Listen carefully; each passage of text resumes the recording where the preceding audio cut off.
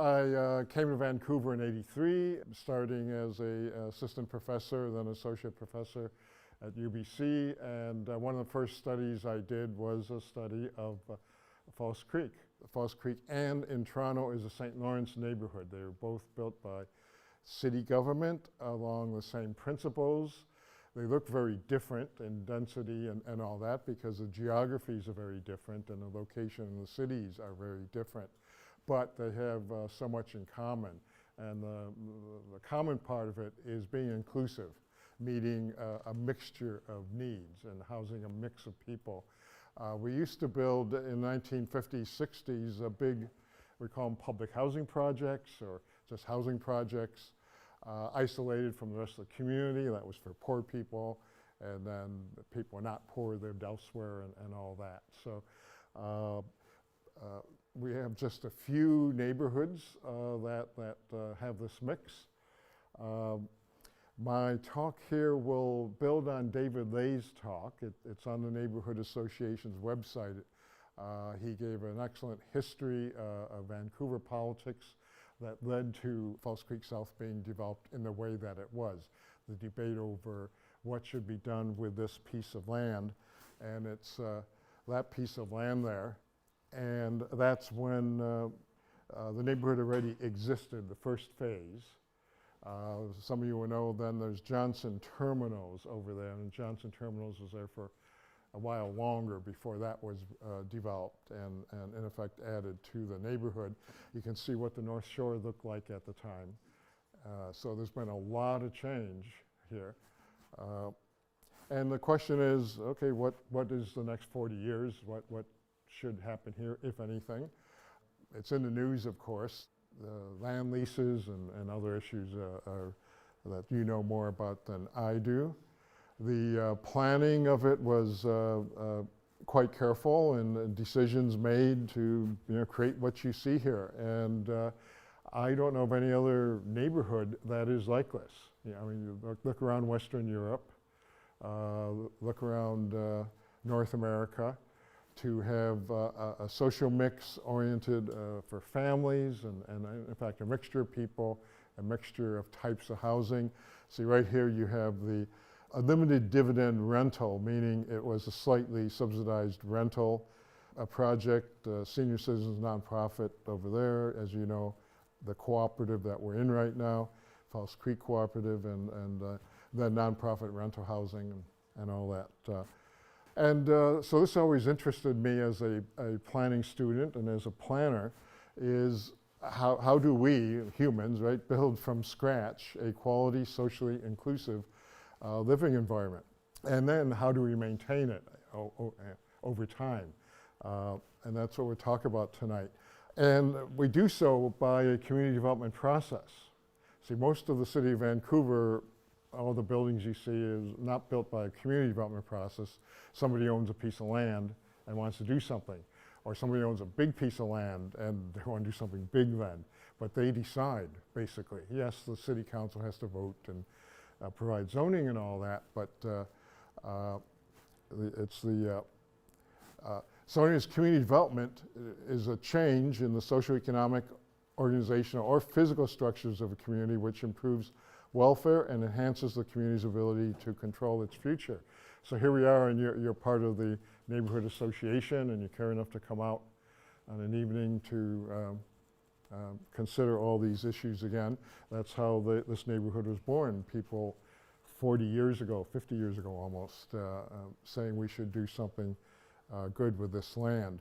And what was done, instead of a couple people, a landowner, even city council, they had a participatory process, a democratic process. And I emphasize this because the neighborhoods like this, neighborhoods at work, are the product of compromise. You see, if you have many issues involved in building a neighborhood, and there's going to be trade-offs, financial versus quality of this, or location of that, or whatever. Who makes the trade-offs? Well, there should be fair trade-offs, and more people at the table, the better, not necessarily always, but the better the trade-offs. And that comes, because here are the factors that are involved. Just think about it. So there's this empty piece of land back then, used industrially and all that for a while. But make decisions about the built form of the neighborhood, the density, open space, how much, what type, affordability, the price and rents, design, infrastructure, under the ground, above the ground, right? Access roads, transit, circulation, sidewalks, bike paths. Do you separate vehicles from pedestrians or not, and how much, right? The population mix, the socioeconomic status of the people who live here, the ethno-cultural mix of people here. Aging in place. I think we all age, right? Noticed, yeah. Yeah, right, yeah, okay, so there's something worse than aging, I guess, but not that aging is bad, I'm not. But then the quality of all those things, right? And then the financing, and then where does the financing come from, and then who develops this? And so there's no one right or wrong answer to any of these things, but that's just a list of the mix of things that have to be decided upon. Who makes all those decisions, and what criteria do they use? That's why so many neighborhoods in the past, the 50s, 60s, we don't consider desirable. People would rather not live in them if they still exist, and many of them still do. And then there's neighborhoods like this that people do want to live in. So the 1970s is a period of change, and this is something that David Lay once again talks about in his presentation a few months ago here. So there's a reaction to things, and then they did take action. The reaction was reaction to post-war planning and development. Look at the west end of the city. And I think it's a pretty nice place because there's a mix of still some of the old and the low-rise, and then all those towers. But how many towers and all that? So there's a real reaction to just tearing down what exists and putting up towers. Older neighborhoods not being just upgraded and whatever, but sometimes fully replaced. Lack of participation in City Hall even in those days. My master's thesis in 1975 was on public participation in urban planning. It was a new thing in the late 60s and early 90s, sorry, early 70s, that there will be public meetings and a process for making decisions in City Hall. And there's a critical, as now, always a lack of housing appropriate to families, the special needs that families need. And in those days, too much control by developers who tended to, who fund and still do, right, certain politicians, and have inordinate sway sometimes over some council decisions. In Toronto, this is St. Jamestown, built in the 1960s. The developer engaged, of course, buying up the properties in various ways, and then the holdouts were harassed and so on. But they bulldozed everything that was there. This is right next to Cabbagetown, which now it has $2 million houses. But there was so the rundown part of the city at the time were those old Victorian houses that nobody at the time really wanted. So all that was bulldozed. This was going to go from Bloor Street down to the lake. And this is where you had one developer making decisions, and you see what it is squeezing as many buildings. They go up to 30 stories in the 1960s there. And it was designed theoretically for the middle class. We had a big middle income group back then compared to now. But the middle class didn't want to live there. They had other options. And today it's an immigrant settlement area. It's a vibrant, very mixed, lower income neighborhood. There's some public housing in there. Some of the buildings would be publicly owned, not as co-ops or nonprofits, but public housing. And so very little open space. Remember the whole list of things I mentioned? This is just squeezing as many units, as many buildings on the piece of ground as you could, because that's the way you could make a lot more money, right? So then the action part in the 1970s was what? To address the housing crisis. Yeah. So you always hear, okay, yes, we had a housing crisis in the past, we have it now, but it's different and sort of not fair when you hear somebody say, well, 1980s, 1970s is a housing crisis. We've always had it, so what's the big deal, right? That's sort of disarming. It's always a bit different and takes different forms. And back then, we did use the term housing affordability. That's a catch-all. I don't like using that term. Somebody says we have a housing affordability problem. Well, low-income people always had a housing affordability problem. And the reason the term then is used all the time now, because prior to the 80s, we had this big middle-income group. And I'll show you a couple maps of Vancouver. Big middle-income group. Well, when the middle income was a dominant group, the market was targeted at that group. And we had high-income people, of course, but we have way more high-income people now, and we have way more low-income people now as we lost that middle-income group. So you see, I'm using the word middle income because that's measurable. The politicians talk about the middle class, so they know that this has happened. But it's hard to define the middle class then, but we know what we mean by that when we hear it, generally. So the quality of rental housing that was being built, some was okay, but a lot of it was not, and most of it was in those high-rise towers. Nothing wrong with them, but if that's all you're building, that is not a mix of housing. Quality of family housing, and not much family housing being built in the city. It was being built in the suburbs. And we weren't yet democratically inclusive, aiming for a social mix. But that's what the city council in the 1970s and the citizens movement at that time was struggling for. And trying to achieve a quality living environment that is a neighborhood, as I said, and not a housing project. And so a lot of work went into that. And in the 70s, the federal government was quite engaged. Neighborhood preservation, so instead of tearing down old neighborhoods, some are worth saving, some are worth being rehabilitated and so on, yes. The federal government, starting in 1973, for just a number of years, but had a neighborhood improvement program. The city could get funds to help fix up rundown neighborhoods. That sounds like gentrification, right? And it is and it isn't, because at the time, middle income people and higher income people did not want to live in or near or around downtown in the older neighborhoods and the older housing stock.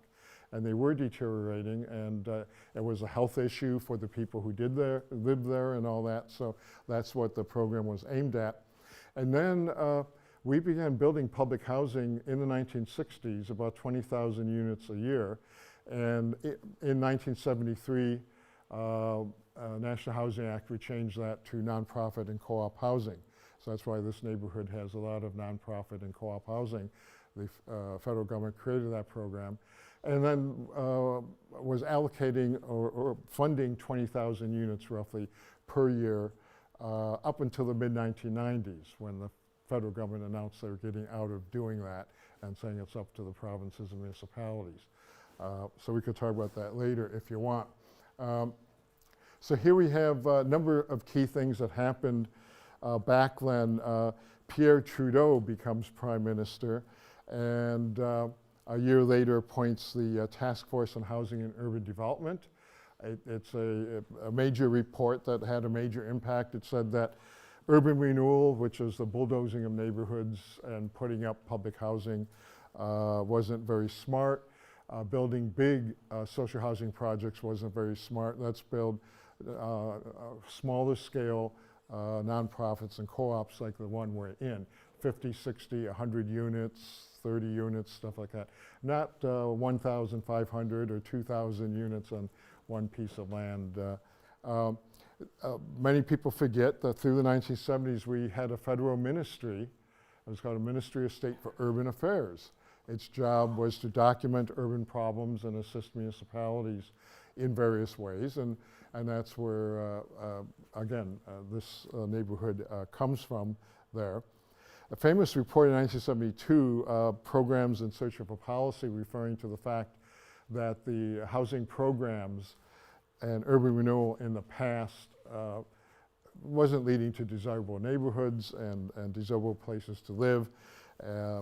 And CMHC actually tried to suppress that report, but they published it privately, Michael Dennis and Susan Fisher, the authors, because they had access to all the memos. And there were 1960s federal government memos saying that when you build public housing, it should not have any of the nice features of contemporary housing. So in the 1950s, for example, 60s, the picture window, say in a townhouse, was a big thing. And so picture windows are not allowed.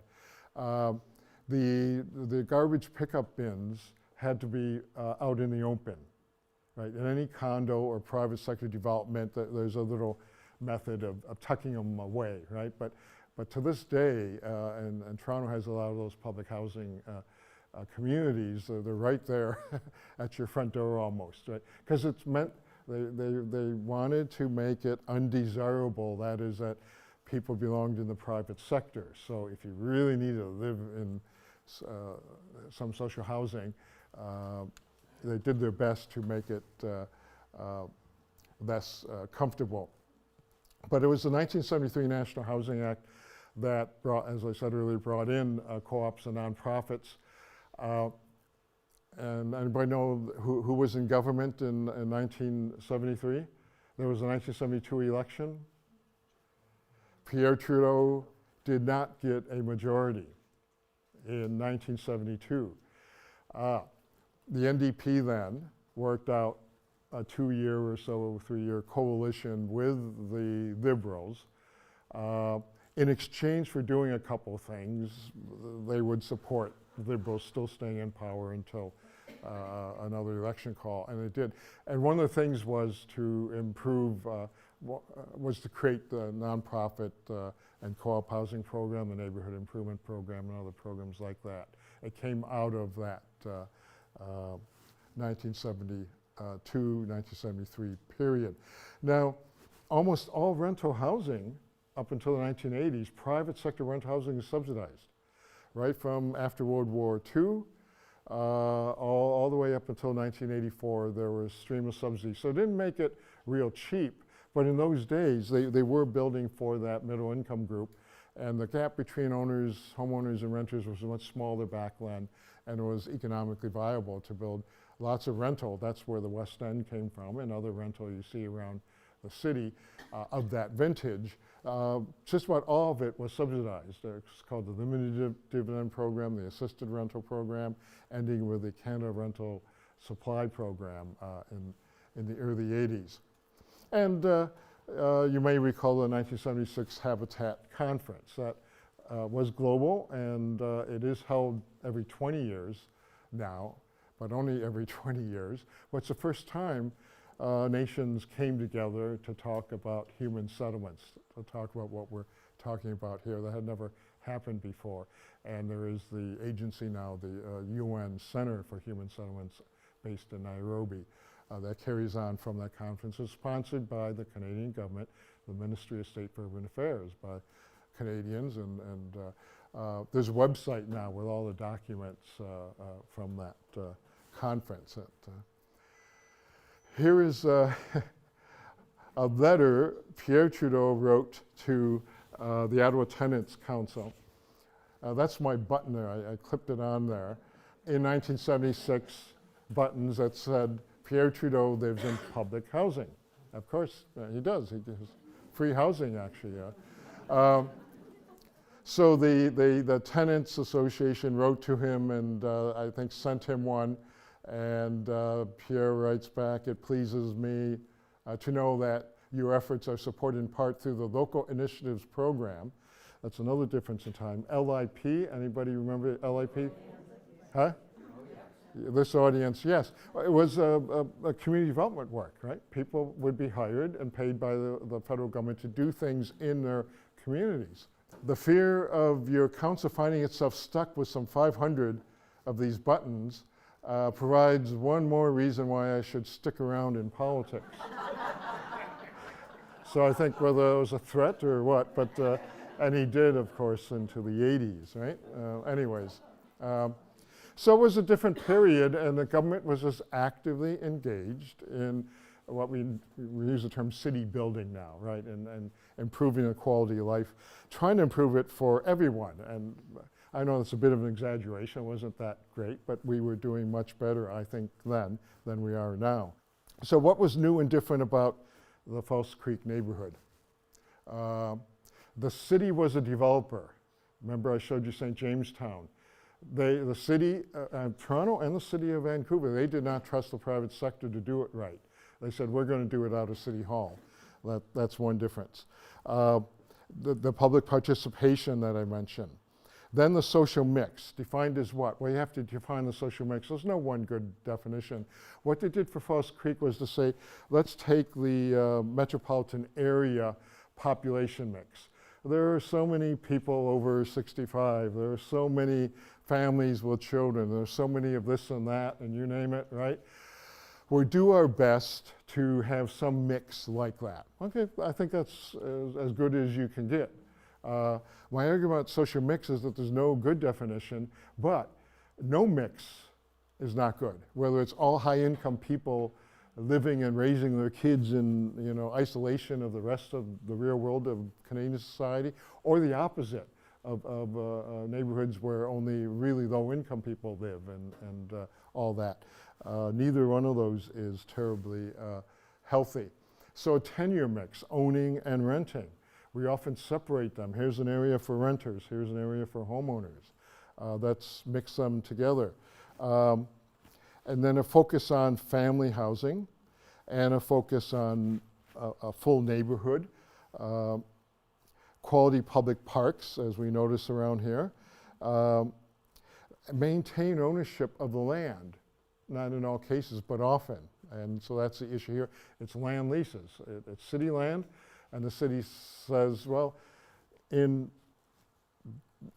future generations, who knows what is going to be happening, but let's leave it as a public option for whatever happens in the future. So whatever new leases are negotiated, they're going to be negotiated for a certain amount of time, and then another generation is going to have to deal with what you're dealing with and hopefully make good decisions. And then finally, this is a physical asset for the city, right? A permanent physical asset, and a quality asset, and not just for the people here, of course, especially this location and on the water and the park. So I'll end with a slide, and so we can talk about, okay, this is a quality planned unit development. It's a planned unit, right? But so what's next? Aren't these the three? Maybe there's more options, but I'm generalizing in a big way. You can have a urban planning museum, right? Keep things as they are. Just fight to not change a thing, right? Everything. Or, yeah, keep things, but recognize you can fiddle with it. You can add to it. The spaces to do something more with. Okay, or forget it, a major redevelopment, just take pieces of it, up the density, tear it down and up the density. They do that in England, just bulldoze 1960s, 1970s new neighborhoods of that era. And well, it goes to the market then, and with a small component of social housing. But to frame the discussion, and I'll provide a summary of what the city looked like then, in 1980, and what it looks like now in terms of income. And this comes from that research that Nathan mentioned, studying neighborhood change in a number of cities, and David Lay is the lead partner in Vancouver, the Vancouver research team. So this is the metropolitan area in 1980. Soon I will show you a focus in on the inner part there. But all these maps use the same measure. So the yellow is middle income, and middle is defined quite large. So you take the average income of 1980, which was $15,000, and so if you were well, inflation adjusts that. I mean, it's more than that, and right, the buying power was more than we imagined, $15,000, right? But if a census tract was 20% above or below that average, we called it middle. So it's a big 40% middle. And then above it is, of course, high or low income. And you know, some of this was not fully developed. And then some of the census tracts are really big, okay? But the biggest ones or the tiniest ones that are hard to see here have roughly the same population, about 4,000 people. So don't let the big splotches of color necessarily. So here we are, a major, mainly a middle income metropolitan area.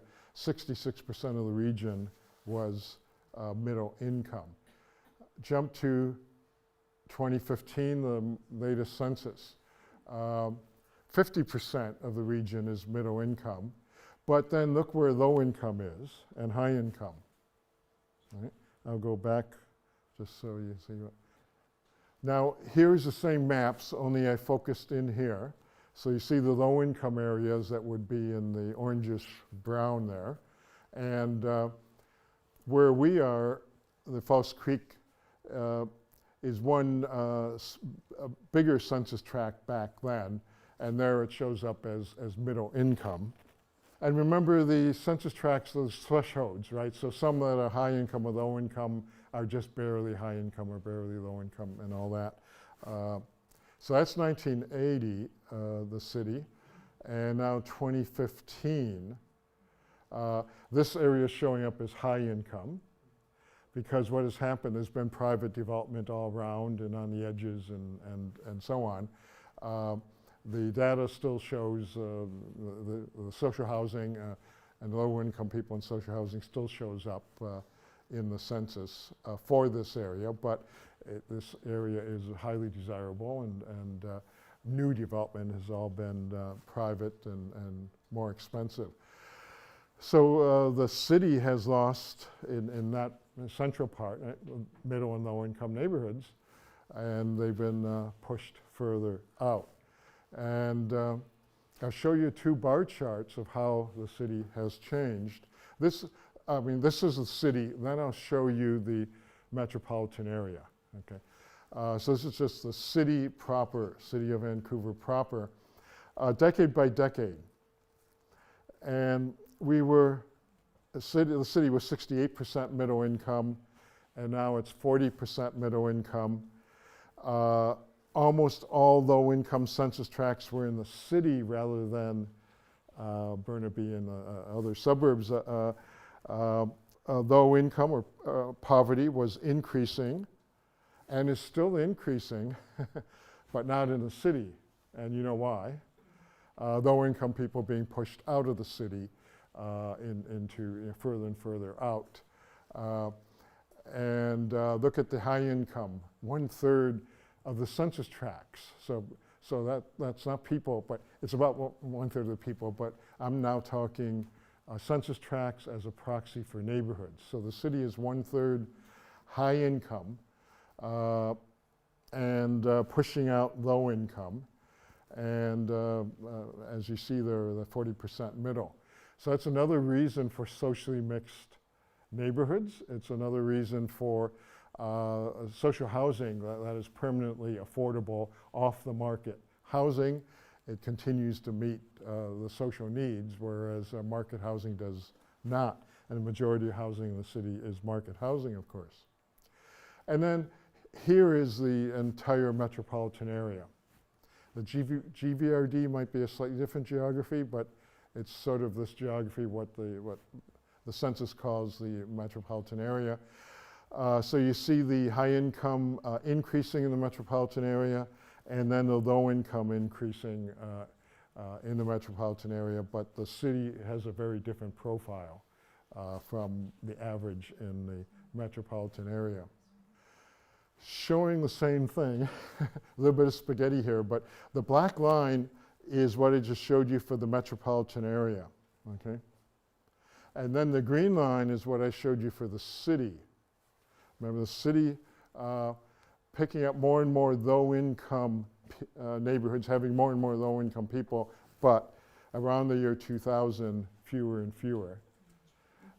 And where are they then? So then these other cities, Burnaby, Richmond, Surrey, North Van, either have none, well look at North Van, until we have no or few lower income neighborhoods, but then they begin picking them up and replacing those that are in the city. So this is the trend, and I think it's also part of your case of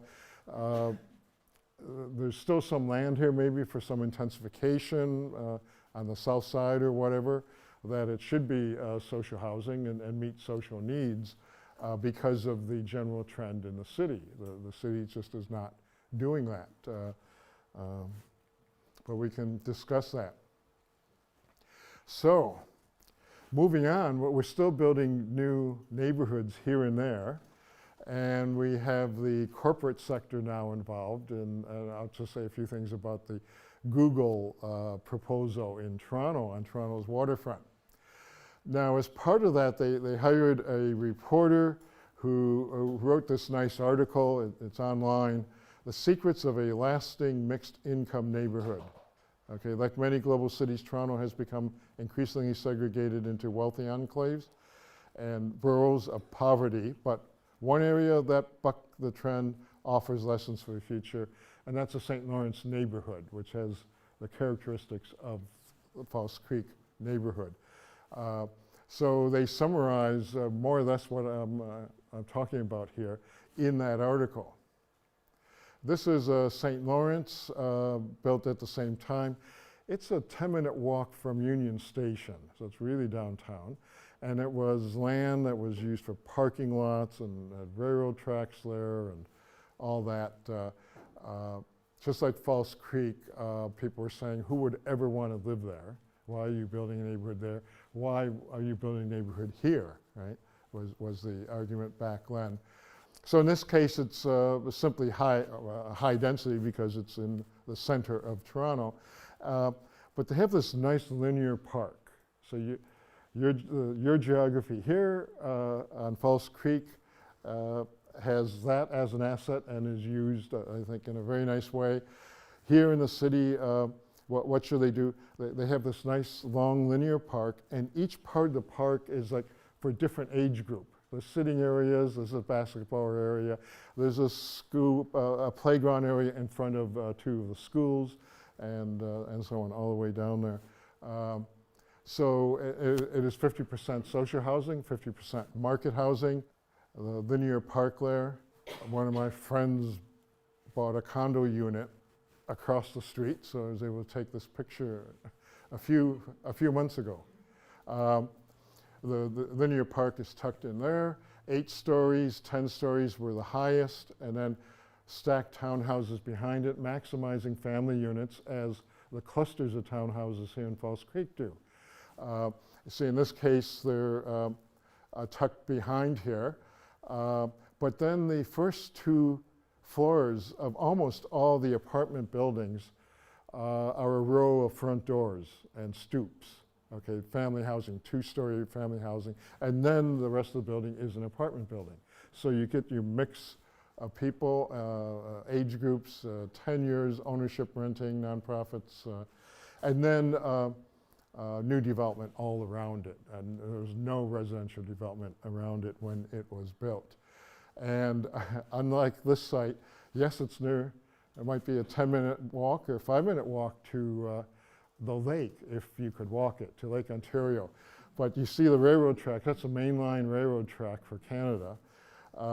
And then you have the elevated expressway with an arterial road under it, and so on and so on and so on. Not at all very pleasant. So you don't see the lake and you don't get to the lake except by a roundabout way. But people who live there since the late 70s, early 80s, I think, like the people who live here, are happy, and It took some time to get all the community facilities in there. Again, it's a very high-density place with a lot of people, so they have 3 schools and the library and all that. So anyways, in summary, when thinking about False Creek and St. Lawrence, who were the planners, I think they're successful because there were the 3 groups. You have the professional designers. Of course you need them, right? Architects and all that. And then City Hall, City Council, but very engaged citizens watching over the compromises that are being made. So how much of this or how much of that? Or for what population group? And lessons, I think there's lots of lessons in everything from that long list I showed you before. Has to do with the physical site plan, fitting with the environment that you're in. That's why St. Lawrence is so different from False Creek, and they have to be because of the site. And social planning decisions that were made and the planning process that was engaged in. So what about the future? And here I'll say a few words about Google's established a company called Sidewalk, and it has not developed anything. And there's a waterfront commission shared by the 3 levels of government in Toronto that owns this big chunk of land, a very big piece of land. And they had a proposal call, and they gave it to Google to come up with a plan. The Prime Minister himself was there to announce it. The neighborhood of the future starts with your ideas. This is 2 years ago, and the thing that many are criticizing the process now, because you have the head of the Google Sidewalk Corporation co-writing this with the head of the chair of the Waterfront Commission. And who's working for who, or, well, he's gone, and for a variety of reasons, not just, but it's not a healthy start. And the big talk, right, of high-tech neighborhood doing all that stuff. And this is from that op-ed that they wrote. So talking about a community-driven process. So they have a town hall, and they want you to come to the meeting, and they're going to have things online, and you're going to share your hopes and questions and ideas with Sidewalk Toronto. That's not a participatory process, right? That's information or public relations or whatever. So some of you in this room, close to my age, might remember this. It's a famous French poster, obviously, but who profits from some kinds of participation? And then this is a very famous planning journal article, 1969, that we began doing public participation, but it could be manipulation, or it just could be consultation and informing or placation, degrees of tokenism, or it could be partnership and so on, you know, to really participate in. So I know you're undergoing a planning process here. So where do you think you are in that scale, and where do you want to be? And that's something to discuss, I think, with people. Now, I have a great colleague, many great colleagues at the University of Toronto, but Shoshana Sachs, a young engineer who deals with a lot of these issues, had an op-ed published in the New York Times. And she's this smart city data person, but this is the second to last paragraph. It's a very nice op-ed. See, rather than chasing the newest shiny smart city technology, we should redirect some of that energy toward building excellent dumb cities. Cities planned and built with best-in-class, durable approaches to infrastructure and the public realm. Right? For many of our challenges, we don't need new technologies, new ideas. We need the will, foresight, and courage to use the best of the old ideas. Right? Yeah, in this room, I think there's a lot of agreement with that.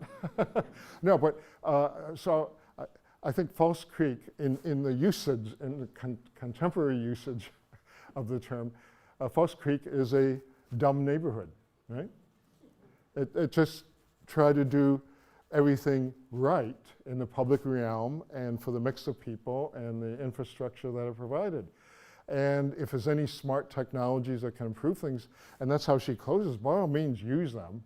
But that doesn't solve anything or whatever. The way we know what to do is basically what is being said there. And we should keep on doing that. But we haven't kept on doing that. Right? That's the problem. There aren't that many False Creeks and St. Lawrences in Toronto, I mean in Canada. But here's the irony too, a little bit. This is False Creek here. And this is the sidewalk piece of land. They're next to each other.